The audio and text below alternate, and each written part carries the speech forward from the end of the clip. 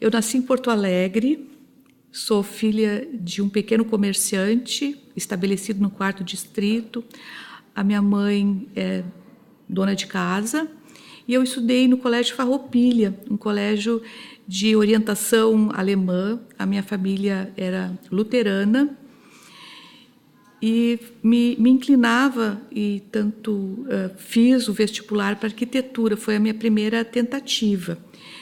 Mas eu não passei, eu fiquei excedente. Então, depois de fazer uma pequena preparação num cursinho pré-vestibular, no outro ano, eu fiz o vestibular de Direito, História e Filosofia.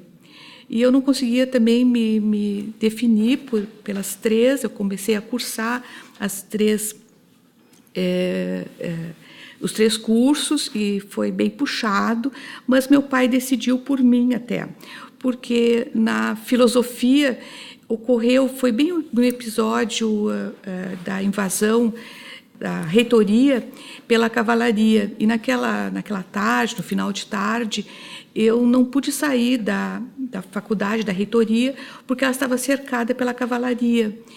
E o meu pai ficou me esperando na parada do ônibus, e quando eu cheguei, então, finalmente, ele disse: este foi teu último dia do curso de filosofia, tu fica só na PUC agora, que lá é mais tranquilo. E, claro, na época em que eu era jovem, os filhos obedeciam, e eu, com 17 anos, realmente me retirei da filosofia e passei, então, só a frequentar o curso de Direito pela manhã e História à tarde na PUC. Aí, problemas financeiros, o meu pai, então, me fez optar por um curso, já que ele não podia continuar pagando os dois cursos. E eu realmente optei pelo Direito e, para minha surpresa, até me saí bastante bem. Fui laureada na PUC, a terceira laurea acadêmica naquele ano. E eu nem me dava conta disso, só no final do curso que eu vi que realmente eu tinha feito um bom curso, né? Passei a trabalhar, eu tive a sorte de ser aceita num escritório de advogados muito competentes, muito bons, que tinham muitas contas de companhias de seguros. Então, eu assumi uma das contas de uma companhia de seguros inglesa, Yorkshire Corcovado, e passei, então, a tratar de todas aquelas ações que envolviam sinistros diversos, desde acidente de trânsito, sinistro de transporte, perda de carga, e entre eles existiam aquelas causas que eram do direito marítimo, que aí então eu fui atuar na Justiça Federal, porque naquela época a competência da Justiça Federal abrangia as causas, os sinistros marítimos. E aí eu então travei contato com essa justiça, né? E meu primeiro juiz que eu fiz uma audiência como advogada foi o Dr. Costa Fontoura, né? E a minha ex-adversa era a doutora Betty Borges Fortes, né? Então, eu passei então, a admirar aqueles magistrados, porque o Dr. Costa Fontoura, ele era uma pessoa muito aberta, assim, muito simpática, embora muito sério, e ele convocava os advogados para a sessão de publicação da sentença. Então, ele nos convocava, nós sentávamos e ele lia a sentença, né? Então, foi assim que eu tomei contato com a Justiça Federal, passei a admirar, né? Achei que eram menos causas, me pareceu assim um andor assim, né, mais tradicional, e eu admirei bastante. Após mais ou menos uns 3 anos, eu me dei conta que eu praticamente não tinha vida pessoal, porque era uma rotina bastante pesada. Eu passei a ter um sonho recorrente. Eu deveria comparecer em todo o interior, inclusive Santa Catarina, para fazer as audiências dos sinistros de trânsito.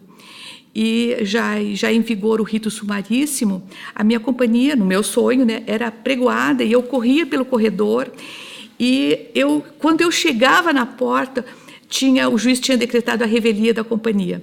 Então, isso foi uma angústia muito grande. Então, eu pensei, bom, eu vou ter que fazer algo mais tranquilo que a advocacia privada, mas eu aprendi como é difícil, né, como é desgastante a advocacia. Eu tive essa experiência e gostei muito dela. Então, eu passei a fazer alguns concursos e fui exitosa neles. O primeiro que eu assumi foi na Previdência Social, eu fui procuradora do INSS, e aí voltei a atuar basicamente na Justiça Federal. Depois fiz o concurso para o BRDE, depois o Banco Central. Então, no Banco Central eu fiquei 11 anos, e aí realmente, praticamente toda a nossa atividade era na Justiça Federal, travei um contato maior, né? Passei também a conhecer melhor os outros magistrados, que todos me causavam assim, boa impressão, e eram pessoas muito tranquilas, né? O que me levou a desistir dessa atividade de advogada do Banco Central? Começou a ficar progressivamente mais difícil defender o Banco Central em um período em que, para dizer o mínimo, os impostos eram instituídos por resolução do Banco Central. Depois vieram os planos econômicos, e essa defesa também foi bastante difícil em alguns aspectos. Chegavam a me revoltar, porque eu tinha que sustentar coisas completamente contrárias ao que eu pensava, né? Então, isso começou a ficar progressivamente mais difícil, e eu comecei a pensar realmente em sair, né? Em procurar um outro caminho. Depois, no período em que nós trabalhamos muito no Banco Central, foi das grandes liquidações dos grandes bancos. Isso foi uma experiência bastante interessante. As intervenções do Sul Brasileiro, do Habitasul, do Banco Maisonave, da Coroa Brastel, e todos os advogados do Banco Central tinham que ficar dentro da instituição financeira, né? Também foi um aprendizado bastante grande. No Banco Central, fui chefiada pelo ministro Theory, né? Fui colega do desembargador Darós, e o desembargador Tadac era advogado do Banco Central, né? E diversos outros que depois se tornaram magistrados federais foram advogados do Banco Central. Numa época, nós éramos, entre as instituições públicas federais, a que mais tinha juízes federais. O primeiro a nos deixar foi o Darós, né, no concurso, e vendo ele exitoso no concurso, eu me animei também, e no último concurso feito pelo Tribunal Federal de Recursos, em Brasília, eu fui aprovada, né? E essa basicamente a trajetória que me trouxe à Justiça Federal.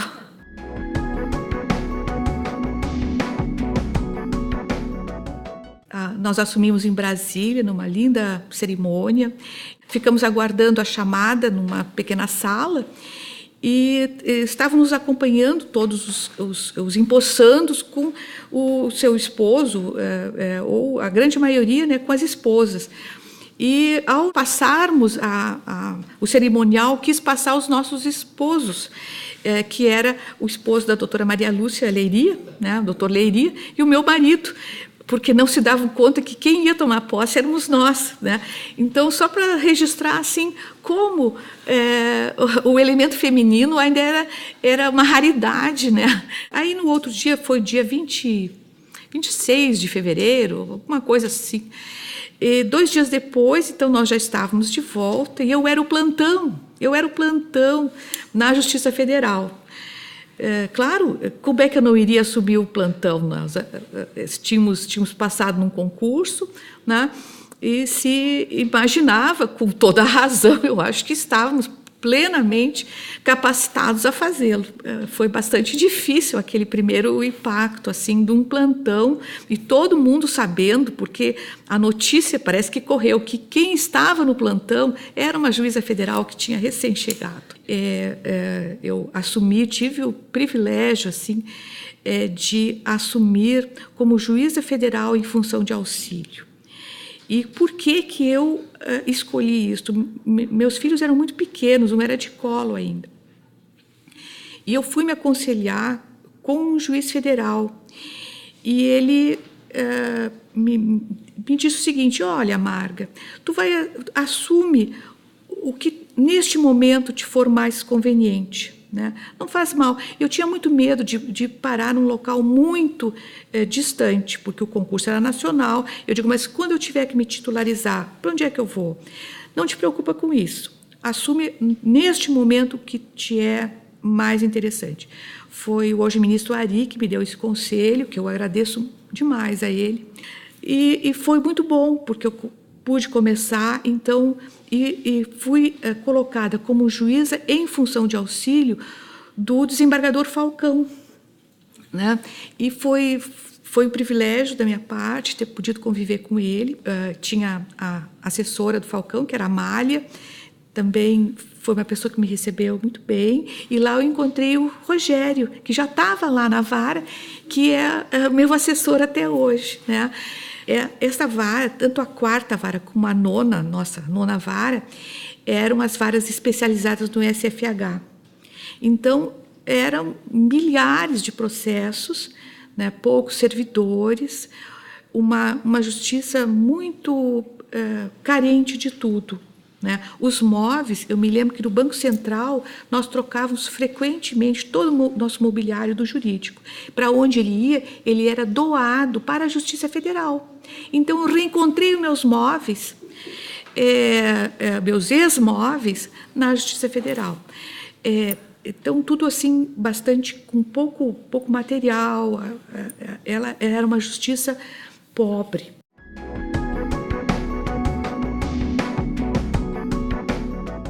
Eu fiquei sempre lotada em Porto Alegre e fazendo as férias, porque os juízes federais eram muito poucos. No período de férias, então aí eu me desloquei, eu fui a Passo Fundo, Santa Maria, Criciúma, Joinville, tudo quando os titulares estavam em férias, o que também foi muito bom, né? Me oportunizou conhecer esses locais, com as suas dificuldades, né? Com uma competência plena, porque só no interior, então, eu tinha o crime, porque a nona vara era restrita a questões, num primeiro momento, do SFH, né? Então, me deu essa oportunidade, foi muito bom, e pude ver como a justiça estava instalada no interior, né? Em prédios muitas vezes cedidos, talvez não tão adequados como hoje. Então, fazendo um comparativo, né, como nós avançamos, extraordinário, extraordinário. Eu nem acredito, quando vejo hoje o que é a Justiça Federal, eu não acredito que tudo isso se passou num tão breve período de tempo, né, que para mim pode parecer muito, né, 20 e poucos anos, mas para a instituição, né, é um tempo relativamente curto de ter podido avançar tanto. Quando eu assumi, algumas pessoas me diziam que eu não deveria fazê-lo, porque essa justiça seria extinta, né? E isto, eu digo, não acredito que possa ser extinta uma justiça republicana. E eu resolvi apostar, eu acho que nunca me arrependi disso.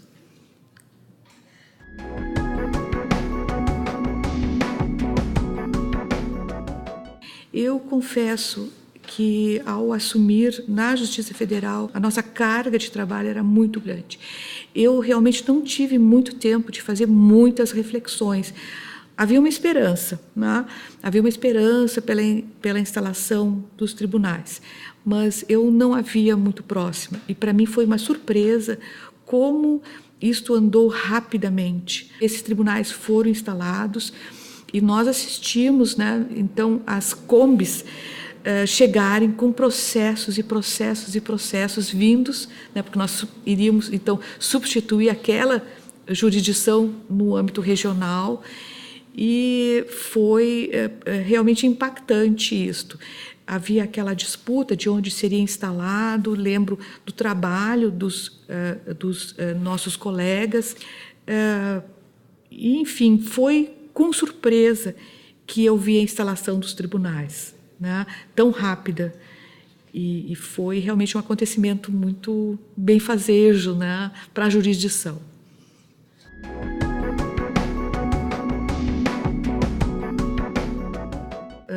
Na Justiça Federal de primeiro grau, nós éramos uma grande família, né? Todo mundo se conhecia pelo nome, né? Isso mudou radicalmente. Outra coisa, não havia assim, um preparo técnico como se vê hoje. As pessoas todas tinham boa intenção, tinham um coração maravilhoso e boa intenção, mas ninguém se preparava para o exercício da administração, ao contrário do que ocorre hoje, em que, com certeza, os nossos servidores são os mais preparados nessa grande trajetória que eu fiz, para mim é grande, de diversos órgãos. Na Justiça Federal que encontrei agora as pessoas mais bem preparadas.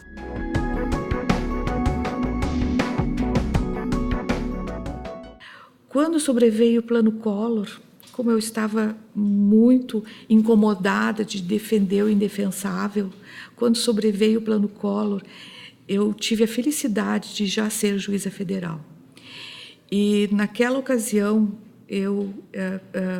nos caíram mandados de segurança para a desembargadora Silvia e para mim, no mesmo dia, de duas senhoras idosas de mais de 80 anos. Eu lembro o nome da minha e lembro, porque para mim foi muito impactante, e lembro o nome da senhora cujo mandado de segurança caiu nas mãos da desembargadora Silvia.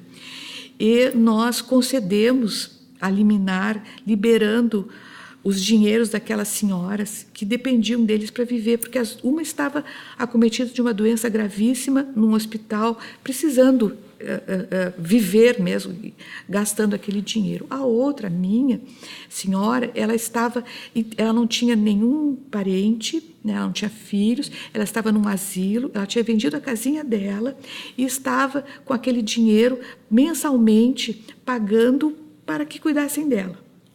E aí eu tive assim um privilégio de concretamente naquele mesmo dia o dinheiro ser liberado, porque se tinha decidido assim, tínhamos visto que isto era inconstitucional absolutamente, e isto foi concretizado. Então, eu naquele dia pensei assim, eu não preciso fazer mais nada, né? Não preciso fazer mais nada na justiça, porque isso já me deu uma satisfação tão grande, né? Que eu me considerei realizada, porque aí eu passei a dar aquela decisão para todos que estavam naquela mesma situação.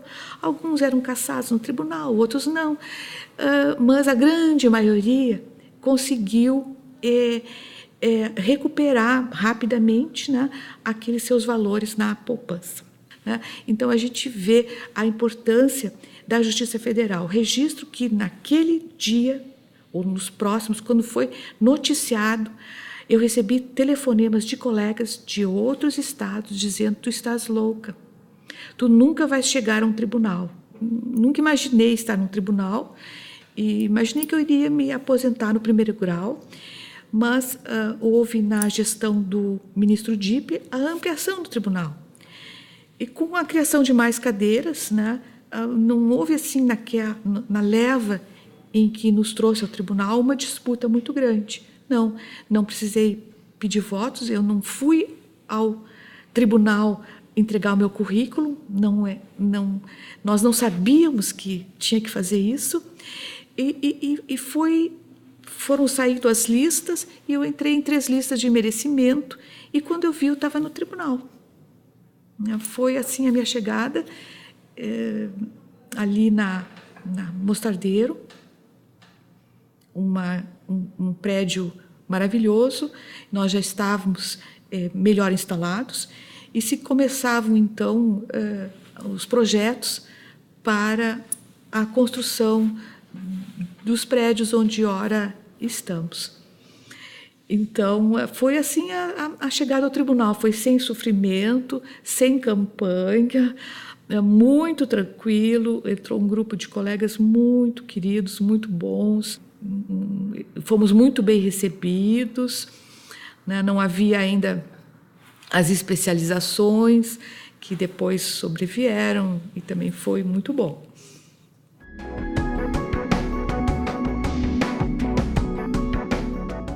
Fui eleita diretora da revista e logo em seguida a revista se discutiu se seria mantida, se não, se seria criada a escola, se não. Então foi criada a escola, se deliberou por criar a escola. E como eu já estava diretora da revista, eu passei a ser a diretora da escola, né? Eu lembro que não houve assim uma nomeação muito formal. O presidente Fábio Rosa, num curso de ambientação para os magistrados, disse assim: Marga, então agora tu estás empossada como diretora da escola e está funcionando a nossa escola. Digo, bom, então nós começamos a escola, né? De forma assim bem informal e simples. E agora é tudo isso, né? Como cresceu também. E após, então, a escola, o desembargador Falcão, que me nomeou para a qualidade, e aí eu comecei a conhecer um pouco dos servidores do tribunal, porque veio a comissão examinadora, queria avaliar os nossos serviços, e, enfim, as diversas áreas tiveram que desempenhar ali e convencer aquela equipe de que nós tínhamos um serviço bom e que estávamos de acordo com regras básicas, né, do projeto Qualidade, e eu fiquei realmente muito entusiasmada com o desempenho dos servidores, porque eles foram excelentes e convenceram tanto que nós fomos agraciados com um reconhecimento público, que foi aquele prêmio da qualidade. E depois da qualidade, a vice-presidência também houve um primeiro contato do desembargador Vladimir, que ele veio comunicar que ele seria o candidato a presidente e se eu aceitaria ser a vice-presidente dele. Eu digo, mas é um privilégio, né? Porque eu admiro muito o Vladimir. O colega Darós seria o corregedor naquela gestão e foi muito bom, né? Foi muito proveitoso, aprendi muito com ele, tive muitas oportunidades naquela ocasião, porque o colega Vladimir, ele é uma estrela, assim, então ele era muito convidado para palestrar em diversos países até. Ele era uma figura de muito destaque. Então eu ficava na retaguarda e tive muitas oportunidades, então, de exercer a presidência na ausência dele. E que assim me deu um panorama assim um pouco mais próximo do que seria, né, exercer a presidência de um tribunal. Como vice-presidente, eu ainda peguei aquela fase das assinaturas manuais, né? E aí então se trabalhou para tentar aliviar esse tipo de trabalho. E aí se começou com a assinatura eletrônica, que depois de bem funcionando e organizado, é uma maravilha.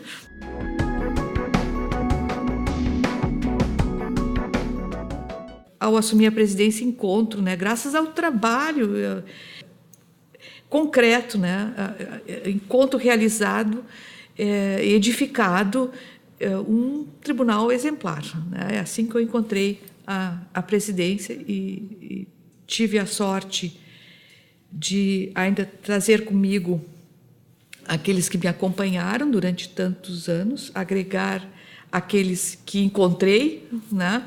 Pessoas absolutamente competentes, projetos maravilhosos que estavam em pleno andamento, e tocar os projetos, né? Aqueles que não estavam concluí-los, tentar concluí-los o melhor possível e fazer essa minha parte. A instituição já estava tão bem e pareceu naquele momento que deveria se concluir tudo de bom que estava em andamento, e assim acho que fizemos.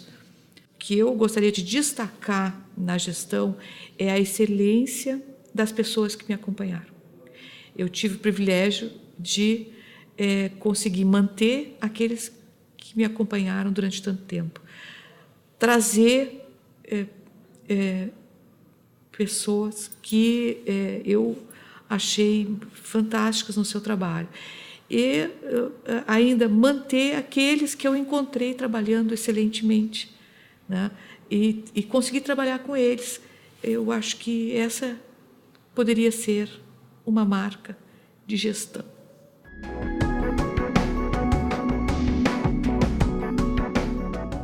Então, aqui chegando, enfim, já tendo tomado contato encontrei o EPROC, né, o nosso processo eletrônico, fruto do trabalho, do esforço de magistrados e servidores, que se reconhece extraordinário, inovador, algo assim realmente revolucionário, pronto praticamente, né, apenas tendo algumas batalhas a vencer, aperfeiçoamentos a fazer, e não havia como não tocar para frente, e procuramos nos esforçar ao máximo para conseguir universalizar, melhorar, porque sempre é possível melhorar.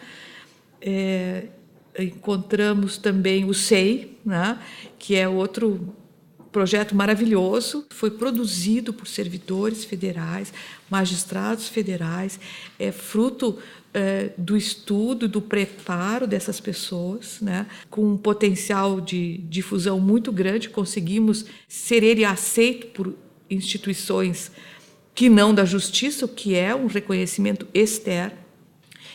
Ainda a modernização parece que se obteve com Tela TRF, que também é um sistema que me parece bastante moderno, né? E é a justiça, sim, visível e presente. Eu acho que a Justiça Federal avançou muito, mas tem ainda muito espaço que nós podemos seguir. Acho que são esses os três aspectos assim que eu espero que prossigam, né? Porque são, no meu modo de ver, muito bons, né? Que evoluem e prossigam.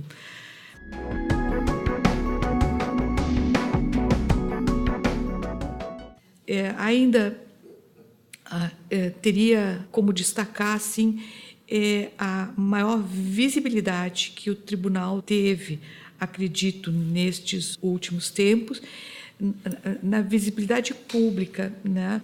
Citaria a presença na Rio+20, que deu certo, e quando eu lá cheguei, vi a grandiosidade de tudo aquilo que acontecia, e nós estávamos lá graças ao esforço, né, dos servidores que foram, do magistrado, o desembargador Cândido, que ao propor a ideia me deixou, primeiro, bastante em dúvida, né, quanto à possibilidade de fazer isso, mas ele dizia, olha, não, agora só daqui a mais 30 anos não podemos perder essa chance. E ele me convenceu, eu acho que foi assim muito importante, e o retorno das outras instituições depois, dos tribunais co-irmãos, que todos queriam estar lá e ninguém tinha se preparado, né? Então acho que foi assim muito importante isso aí, meu modo de ver, e exitoso pelo esforço empreendido, não por mim, mas pelos que trabalharam no projeto.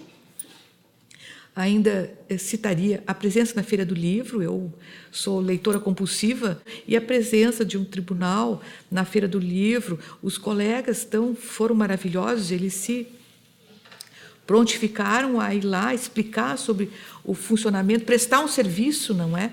Explicar sobre o funcionamento da Justiça Federal, eventualmente dar alguma informação sobre algum processo, e eu acho que é por aí mesmo, né? Eu acho que foi uma iniciativa que deveria continuar, né?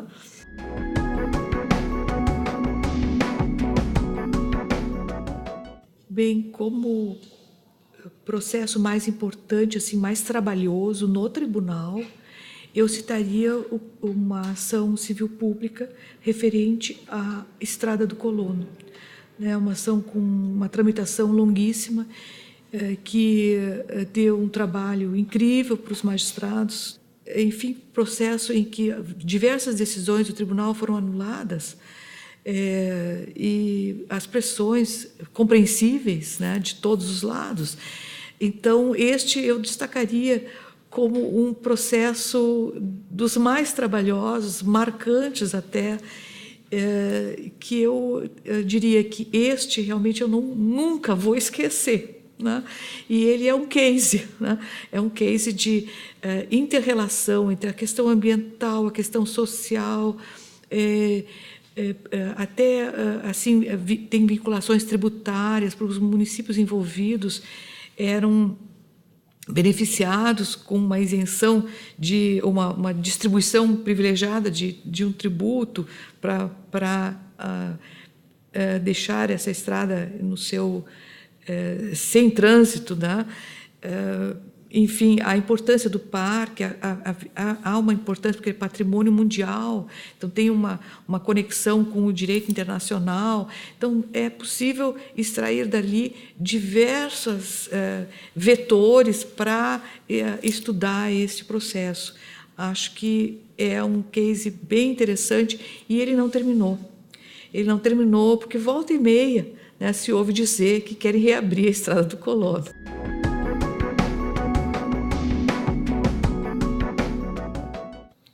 Bom, Norberto Bobbio disse que o homem é o que lembra. O homem é o que lembra. Isso não tem dúvida, né? E com as instituições é a mesma coisa. Se nós quisermos chegar a um lugar, nós precisamos lembrar de onde viemos, o que passamos nessa trajetória, quais são os riscos, né? Quais foram as vitórias, quais foram, eventualmente, os pontos em que nós não fomos tão bem, que nós poderíamos melhorar, né? E para que haja um futuro, nós precisamos ter memória.